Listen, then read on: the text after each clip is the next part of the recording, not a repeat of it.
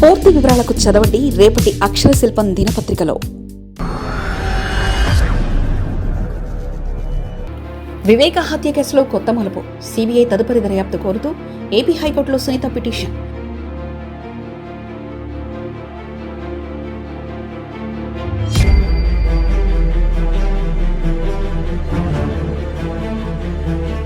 దర్యాప్తులో సిబిఐ కొన్ని అంశాలను విస్మరించిందని ప్రస్తావన.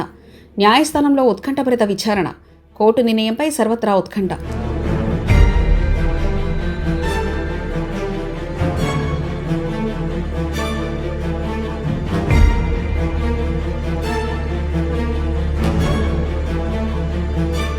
తెలుగు రాష్ట్రాల్లో పెనుసంచలనం సృష్టించిన మాజీ మంత్రి వైఎస్ వివేకానందరెడ్డి హత్య కేసు మరోసారి కీలక మలుపు తిరిగింది. సుదీర్ఘకాలంగా సాగుతున్న ఈ విచారణ ప్రక్రియలో బాధితుడి కుమార్తె డాక్టర్ సునీతారెడ్డి తాజాగా తెలంగాణ హైకోర్టును ఆశ్రయించడం రాజకీయ న్యాయవర్గాల్లో చర్చనీయాంశమైంది. ఈ కేసులో వాస్తవాలను వెలికితీసే క్రమంలో కేంద్ర దర్యాప్తు సంస్థ విచారణ తీరుపై ఆమె అసంతృప్తి వ్యక్తం చేస్తూ మరికొన్ని కోణాల్లో లోతైన దర్యాప్తు అవసరమని గట్టిగా కోరారు. ఇప్పటికే పలు ఛార్జిషీట్లు దాఖలై కీలక వ్యక్తులు విచారణ ఎదుర్కొంటున్న తరుణంలో సునీత దాఖలు చేసిన ఈ పిటిషన్ కేసు గమనాన్ని మార్చేలా కనిపిస్తుంది. వివేక హత్య వెనుక ఉన్న అసలు కుట్రదారులు, కీలక సూత్రధారులను పట్టుకోవడంలో సిబిఐ కొన్ని అంశాలను విస్మరించిందని సునీతారెడ్డి తన పిటిషన్లో ప్రధానంగా ప్రస్తావించారు. 2024 నుండి ఈ కేసు ఎన్నో మలుపులు తిరుగుతూ సుప్రీంకోర్టు వరకు వెళ్లినప్పటికీ కొన్ని సాంకేతిక ఆధారాలు, కీలక సాక్ష్యాల విచారణలో అస్పష్టత ఉందన్నది ఆమె వాదన. ముఖ్యంగా గతంలో సిబిఐ కోర్టుకు సమర్పించిన నివేదికలో కొందరి పాత్ర లేదని పేర్కొనడంపై ఆమె అభ్యంతరం వ్యక్తం చేశారు. హత్య జరిగిన సమయంలో అంతకుముందు కొందరు అనుమానితుల మధ్య జరిగిన ఫోన్ కాల్ డేటా, ఇతర డిజిటల్ ఆధారాలను ఇంకా లోతుగా విశ్లేషించాల్సిన అవసరం ఉందని ఆమె కోర్టు దృష్టికి తీసుకెళ్లారు. సిబిఐ కోర్టు ఇచ్చిన కొన్ని పాత ఉత్తర్వులను రద్దు చేసి సమగ్రమైన రీతిలో తదుపరి దర్యాప్తు చేపట్టేలా ఆదేశాలివ్వాలని ఆమె హైకోర్టును అభ్యర్థించారు. ఈ కేసు దర్యాప్తులో సిబిఐ ఇప్పటివరకు సేకరించిన సమాచారం ప్రకారం అనేక మందిని విచారించి జైలుకు పంపింది. అయితే హత్యకు దారితీసిన అసలు కారణాలు, ఆ సమయంలో జరిగిన భారీ కుట్రకు సంబంధించిన కొన్ని లింకులు ఇంకా బయటపడలేదని సునీత తరఫు న్యాయవాదులు వాదిస్తున్నారు.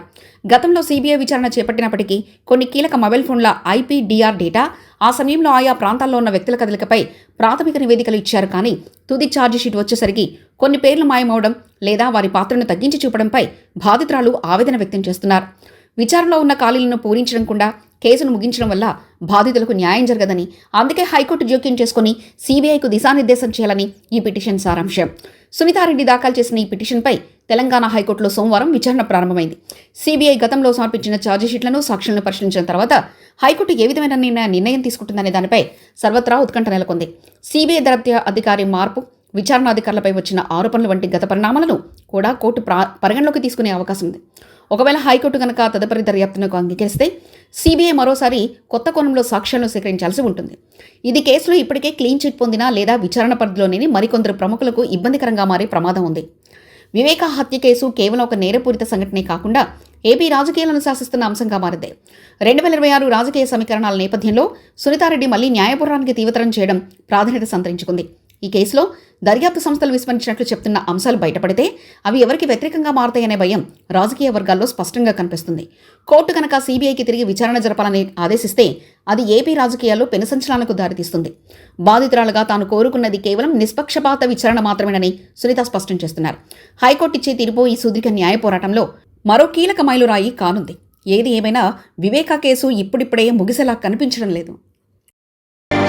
మరిన్ని కథనాల కోసం సబ్స్క్రైబ్ చేసుకోండి మీ అక్షర శిల్పం. పూర్తి వివరాలకు చదవండి రేపటి అక్షర శిల్పం దినపత్రికలో.